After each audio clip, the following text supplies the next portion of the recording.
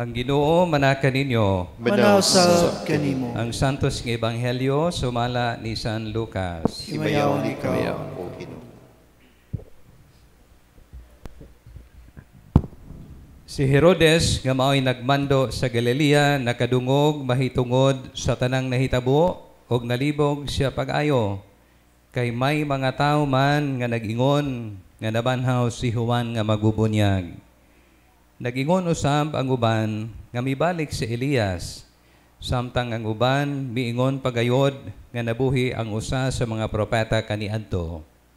Miingon si Herodes, "Ipapunggutan ko na si Juan. Busa kinsa man di ay kining tawhana nga daghan mang butang ang akong hidunggan mahitungod kaniya." Ug midugang ang iyang tinguha sa pagkikita kang Hesus. Ang Ebanghelyo sa Ginoo. Dayon ikaw, O Kristo.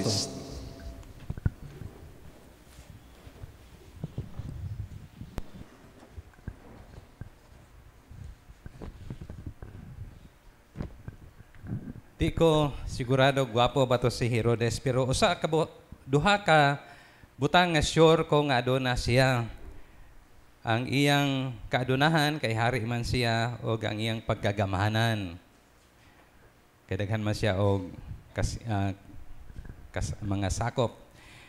Apan ang atong Ebanghelyo naghulagway kaniya nga balisa or nasamok kabahin kang Hesus. Nya part sa iyang kasamok murag na trigger ni tungod sa iyang kamatuora sa nahibaw-an og sa iyang responsibilidad sa kamatayon ni Juan nga iyang gipapunggutan sa ulo. Lakto niya pagkasulti, ang iyang gahom og bahandi wala makahatag kaniya og kalinaw sa iyang kinahiladman kay nasamok man siya. Wa gyud inner peace nga iyang nabati. Nga sa ato pa tinuod ang giingon sa simbahan o gani singingon sa Ginoo nga ang bahandi o gahom dili gud makahatag kanato og kalinaw o katagbawan. Unsa man day makahatag nato og kalinaw o katagbawan? Apart na sa gitubag nga atong mabasa sa unang pagbasa, di iniingon ang Ginoo pinaagi kang propeta Hagay. Angay ba kamo magpuyo sa manindot nga balay samtang guba gihapon ang akong templo? Ang point sa Ginoo mao ni angay gayod nga hatagan og prioridad ang Dios kay sa uban pa nato nga gipak-consider nga importante sa atong kinabuhi. Dapat high priority gud ang the highest priority gud ang Ginoo. Nya tungod kay ang mga tao wa man mubuhat sa ingon, wa man panumbalinga nga wa pay templo ang Ginoo. Ang ilang gihatagan og importante ang ilang mga kaayuhan nga personal ug sa ilang katawhan. Tungod diini, walay grasya nga tinuod nga miabot sa ilang kinabuhi gikan sa Ginoo.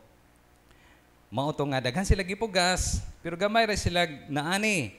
Nakakaon tuod sila, pero wala sila mga busog. Nakainom sila, pero wala sila matagbaw. Nakasinina sila man unta, pero mibati gihapon sila og katugnaw. Naa sila yung mga sweldo, gikan sila mga trabaho, pero wala gyud sila nakatigom. Mao na gipang-mention sa Ginoo sa unang pagbasa. Nga, doon na po'y kalabutan sa atong mga katingad-an sa kinabuhi kung anong wa ta kabaton o kalinaw o katagbawan. Si San Agustin, ang atong usa sa mga inila nga teologo sa simbahan o santo, adunay attempt nga tubagon ang pangutana kung nganong ang tao mubati man og kahaw-ang or walay katagbawan sa iyang kinabuhi o walay kalinaw sa iyang kinahilladman. Unsa may rason niini? Mato niya, sa dihang gidesign sa Dios ang tao pinaagi sa creation, part sa iyang design nga ang tao imperfect o incomplete. Tungod ani nga incomplete ni sa tao, mubati gayod o kahaw-ang sa kinabuhi ang matag usa kanato without exception kay incomplete man ta, dili man ta perfecto. Do na gyud kakuwangan sa to kinahiladman.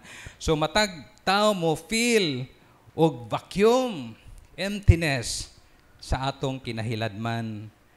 Nga murag there is something kulang gayod sa matag usa ka nato nga gusto natong kabuton. Wa ba matinga nga bisag successful mo sa kinabuhi, okay inyong pamilya, buutan ng inyong mga anak, financially stable mo, daghan na mo gyuta, daghan na mo balay, mga sakinan, pero ma-feel gihapon ninyo nga murag naa doy something nga kulang sa inyong kinabuhi. Ang kahawang o vacuum o emptiness nga pagkabation sa tao, mo'y mag-aghat kanato nga mahigugma sa daghang mga butang niining kalibutan na, hoping uban ang panghinaot nga pinaagi sa pag-angko nining mga butang nga sa kalibutan, mapilot ang emptiness nga nabati nato sa atong kinahiladman. I think na I'm not sure kung naka-mention na ba ko atubangan ninyo, pero mao ni rason, eksplanasyon ngano nga daghan tag gihigugma ba sa kalibutan, dili lang tawo atong gihigugma tanan nga iya sa kalibutan. Pananglitan, ag sa bata pa ta, laog kayo ta og mga duaan. Mangilog pa natay duano, mangilog pa ta sa duaan sa uban. Ngano man kay para nato kita mo kanang sentro ba sa atong kinabuhi, puti buot at the time. So mao ganay focus nimo mura og naa kay gihigugma, duaan pa na primero. Later on pagpanglabay sa mga katuigan, dili na ka makontento sa pag-angkon og kanang daghan nga mga duaan. Ang imong gipangitan na upod nga level, gusto ka kaduwa, mo nga ang imong duaan nga imong gitigom, gi-accumulate, imong ihatag sa laing bata aron naa kay kaduwa. Kay lahi na pod mura og katong imong gipangandoy sa una mura og naatay na unta nimo kay naangkon na nimo ang imong gihigugma nga daghan nga duaan, nya maabot ang panahon nga mura gisumha na ka. Mura pero wa gihapon ma-fulfill ang imong desire nga matagbaw ka o ka magmalinaw ng imong kinahiladman. So mo nang from the toys, ang atong sunod nga gipangandoy isip bata is naatay kaduwa. Unsa pagpanglabay sa laing mga katuigan, dili na po ta makontento nga duwa-duwa ra kinahanglan ta nga makig friends. Mama na gusto tagdaghang mga higala nga makalipay nato ang ilang presensya. Unya, pagpanglabay na usab sa laing mga katuigan, dili na ta makontento og friendship. Sa may bahitabo, gusto tag intimacy. Wag ta nang sugod-sugod na po og panguyab kay ang pagkigigala ra kuwang kay abi natong mao na to'y maka-fulfill sa makapuno sa atong kinahiladman nga muragahaw ang it turn out nga na ato nang naatin pero dili pa dayto mao atong gipangita kay wa man gihapon ta magmalinaw sa atong kinahiladman. Mao nga intimacy ang tubag. Unya, sa tatong uyab-uyab, kadaghan nag-uyab, doble-doble pa ng uban. So may mahitabo, maubot yun ang punto nga musettle down ka. Mangandoy yun ka nga mo create og pamilya. Maminjo. So mao na mahitabo. Now, sa tantong sa honeymoon period, focus pa ka sa imong pares. Later on, mura na mag-exhaust ang imong kalipay nga gipangandoy nimo pinaagi sa pagminjo, ma-realize po nimo nga kuwang man day ning way anak. Nakabantay mo. O gani mao ni rason ngano nga ang mga wala grasahi nga makaanak, mangitag pa maagi nga maka-adapt kay para nila ang ilang kaminyoon, ang ilang pagka-partner kulang kung walay anak. Usa ni ka matuoran nga matuod, dili mahimo na ito nga ma-deny. Nya di po tamo ko tita usara anak. Dugangan po. Nga naman kay gatuo ta nga daghang anak, damor nga basig magbalinawon ta, matagbaw ta sa atong kinabuhi. Basig magbalipayon ta nga dugay na natong gipangandoy sa daghang mga paagi. Pero failure gihapon. Sumo na nga atong gidaghan ang anak. Hunya, saan na pa'y sunod nga mahitabo? Siguro imuyong ta nga dakan na to itong bahay. Mabitan ng usahay pang mga bahay na to muraw luya kay wa man sa plano.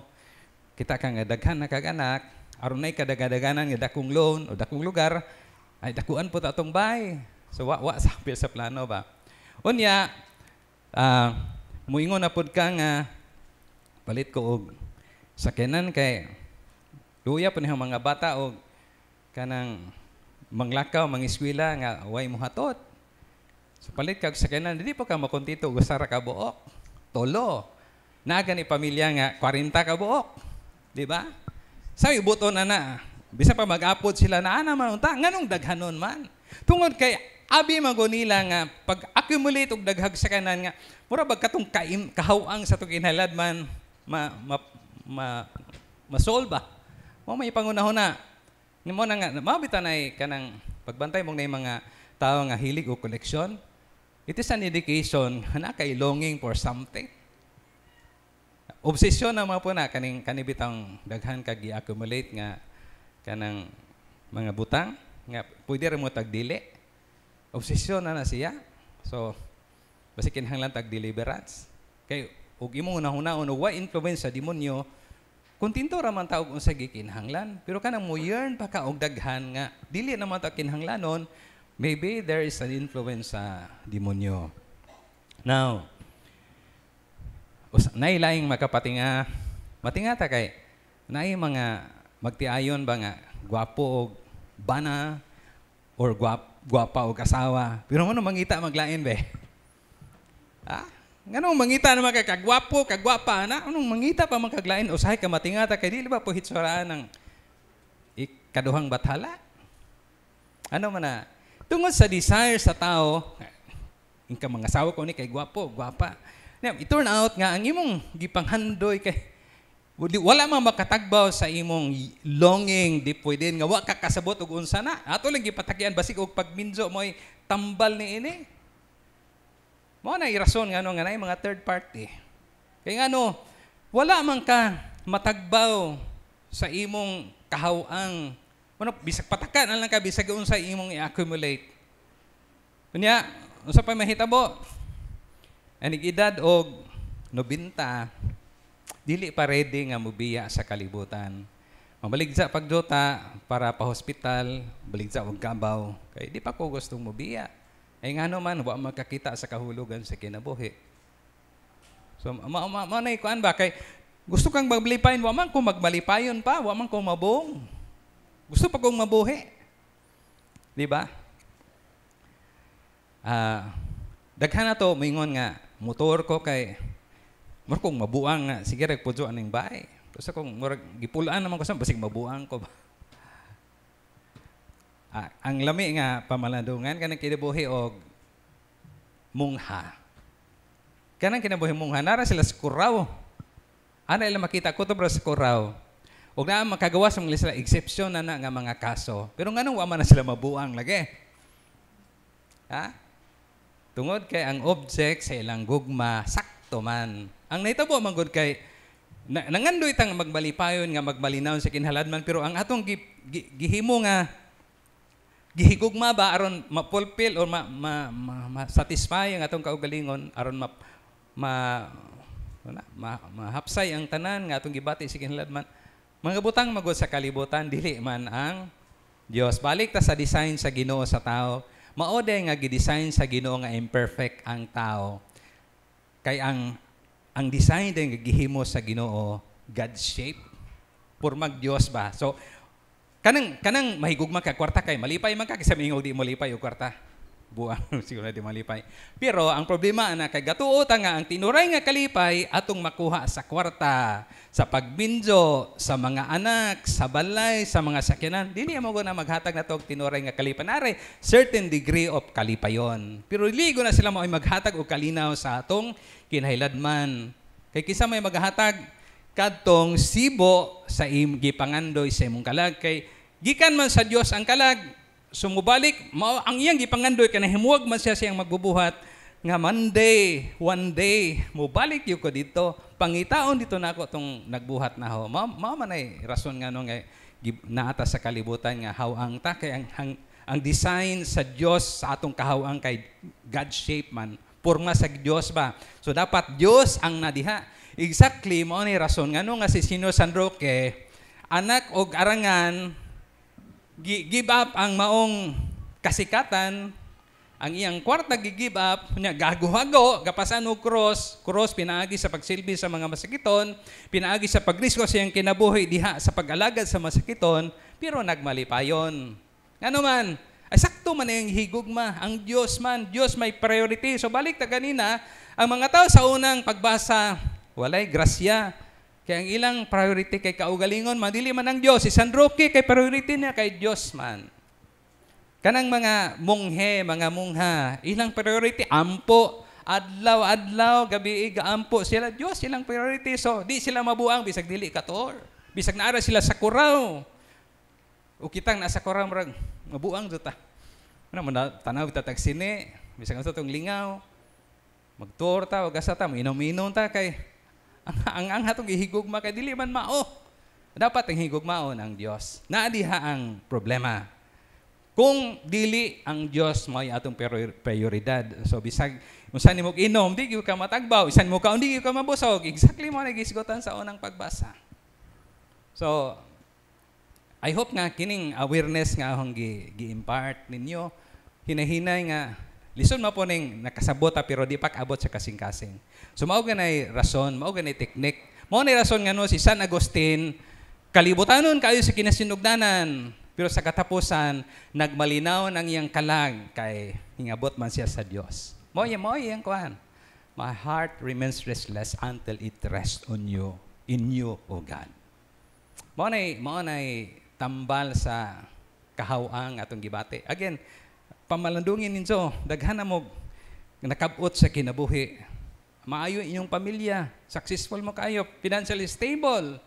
Pero pangutanan na nagmalipayon ba mo? Kanang kalipay ba nga, dili man ang kalipay nga si ngisi, si katawa, di man na mo kalipay. Ang kalipay is kalinaw sa kinahayladman. Nga, di ka mabalaka. Yasa man ang imong kadato, na di ka katog magtakil, di ka magtubag hajang. Kinang ka mo takilig, kaya mahadlo, kag na kisaw-kisaw. In other words, wa ka magmalinaw, kaya na magay kahadlukan. Ang Diyos, even sa mga kalisdanan, ang tao, even sa kalisdanan, kung nahiluna siya sa iyang gihigog mga Diyos, wa siya kahadlukan. Kay God is with him. So mo hagit na to sa unang pagbasa nga gi-trigger sa ebanghelyo ni Herodes nga hari nga gamhanan ug adunahan nga wala magmalinawon. Ang tubag raday nasa unang pagbasa. So hagit ni natong tanan nga maningkamo ta nga bisan og naay mga kanang force nga mubira nato sa makabutang nga kalibutanon. Unta atong matuluan ang kaugalingon diha sa disiplina nga mahibawaan nato sa atong nahibawan nga bugtong Dios ra ang gikinahanglan sa atong kalag. Mo na gatubang nato sa Ginoo ug mahilangit manggaling ta. Malipay jud ta. Ug di ta mahilangit, adamor nga ma-torture ang atong kalag. Damor nga maimti, mahawang ang atong kinahaladman kay nahilayo man siya sa Dios nga gipangita sa atong kalag. So I hope nga nakatabang to sa atong pamalandok.